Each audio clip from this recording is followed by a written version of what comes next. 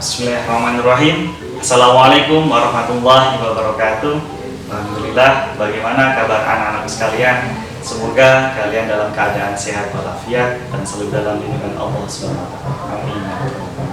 Nah, alhamdulillah untuk pertemuan kali ini kita akan melanjutkan materi kita pendidikan agama Islam bab 11 tentang kisah teladan Nabi Soleh alaihissalam. Nah, sebelum kita mulai pembelajaran, mari kita membaca doa terlebih dahulu agar apa yang kita pelajari hari ini bisa diberi kemudahan dan diberi manfaat bagi kita semua. Amin. Bismillahirrahmanirrahim. Rabbi zidni ilma warzuqni fahma. Amin ya rabbal alamin. Nah, untuk selanjutnya kita nanti akan melihat video pembelajaran tentang kisah teladan Nabi Soleh alaihissalam.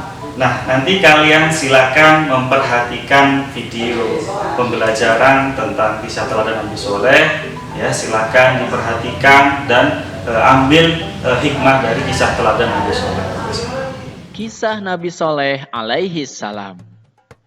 Nabi Soleh berasal dari keluarga terpandang di kalangan kaum Tsamud. Kecerdasannya menonjol, baik hati dan ramah, pandai bergaul, serta sabar dan disukai oleh kaumnya. Nabi Soleh adalah seorang yang berani. Bakat kepemimpinannya sudah tampak sejak muda. Beliau berani memimpin dan menyelesaikan masalah umatnya dengan baik. Beliau menyelesaikan masalah umat dengan bermusyawarah. Nabi Soleh alaihissalam diutus kepada kaum Tsamud. Kaum Tsamud adalah keturunan dari Nabi Nuh alaihissalam. Mereka masih ada hubungan dengan kaum Ad yang dibinasakan pada zaman Nabi Hud.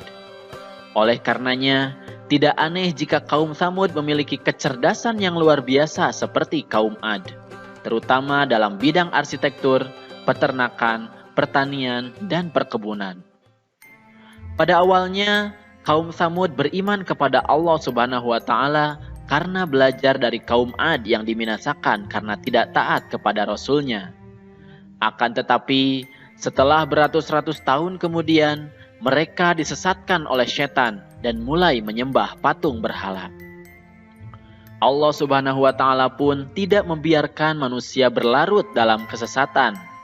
Akhirnya, Allah Subhanahu wa Ta'ala mengutus Nabi Soleh untuk mengembalikan kaum Tsamud ke jalan kebenaran. Setelah mendapat petunjuk-petunjuk dari Allah, Nabi Soleh alaihissalam yang merupakan utusan Allah mulai berdakwah mengajak kepada kaum Tsamud untuk menyembah kepada Allah Subhanahu wa Ta'ala.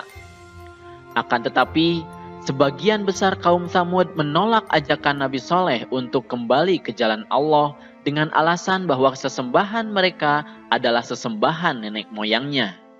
Hanya sebagian kecil saja yang menerima dakwah Nabi Soleh untuk beriman kepada Allah, terutama dari golongan miskin dan lemah.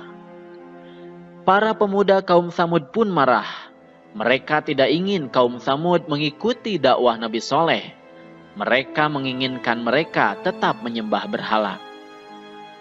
Akhirnya, untuk meruntuhkan wibawa Nabi Soleh, mereka menantang Nabi Soleh untuk menurunkan mukjizat yang mereka yakini Nabi Soleh tidak akan dapat membuktikannya.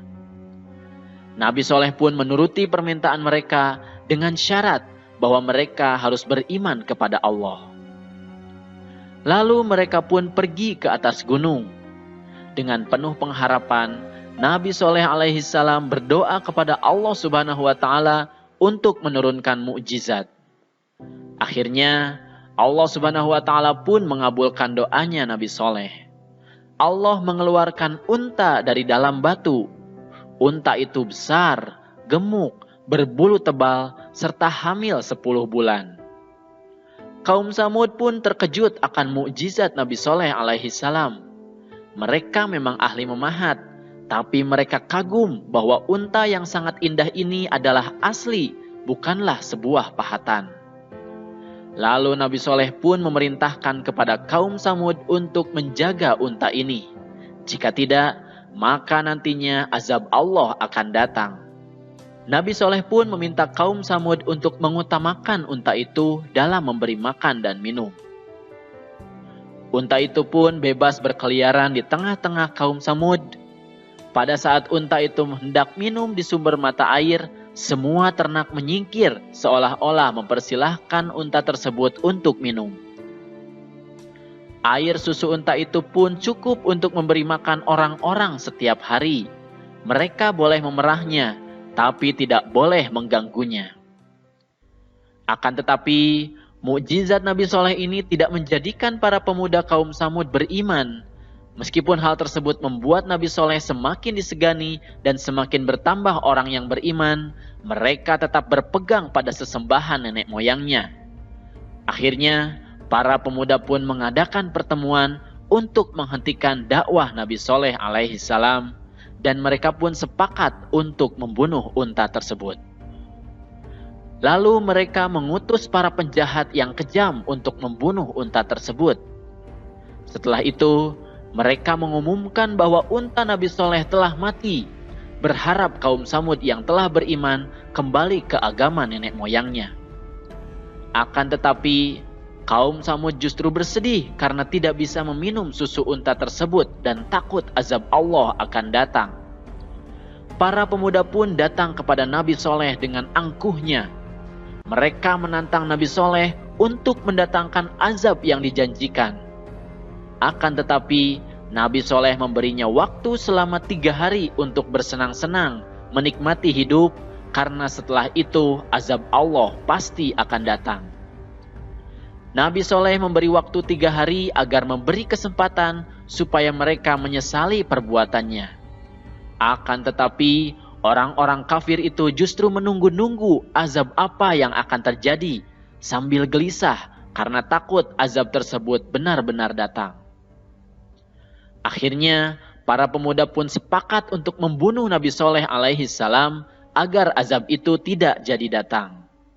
Mereka mengutus kembali para penjahat kejam yang telah membunuh unta Nabi Soleh untuk membunuh Nabi Soleh. Akan tetapi, rencana tersebut digagalkan oleh Allah Subhanahu wa Ta'ala. Allah menghentikan mereka dengan menimpakan batu dari langit sehingga para penjahat itu mati. Kemudian Nabi Soleh beserta kurang lebih 110 pengikutnya pun berhijrah ke Palestina untuk menghindari azab yang akan didatangkan oleh Allah Subhanahu wa Ta'ala. Meskipun begitu, Nabi Soleh alaihi salam bersedih karena sebagian kaum Samud masih tidak mau beriman kepada Allah. Setelah 3 hari berlalu, datanglah azab dari Allah yang dijanjikan. Terdengar suara sangat keras dari langit, petir menyambar, dan bumi pun berguncang.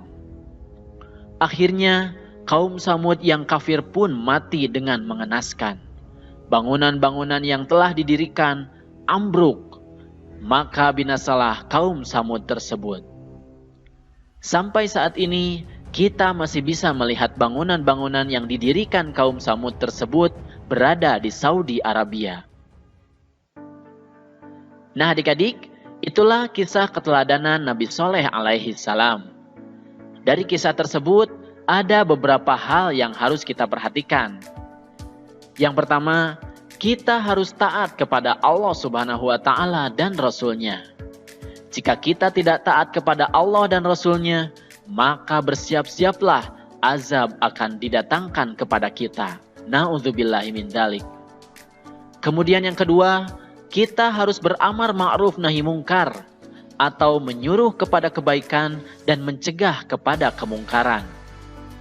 Kemudian yang ketiga, kita harus berani ketika berbuat benar. Dalam kehidupan sehari-hari, kita bisa berani berkata benar, menjauhi sifat-sifat buruk, dan berani mengakui kesalahan.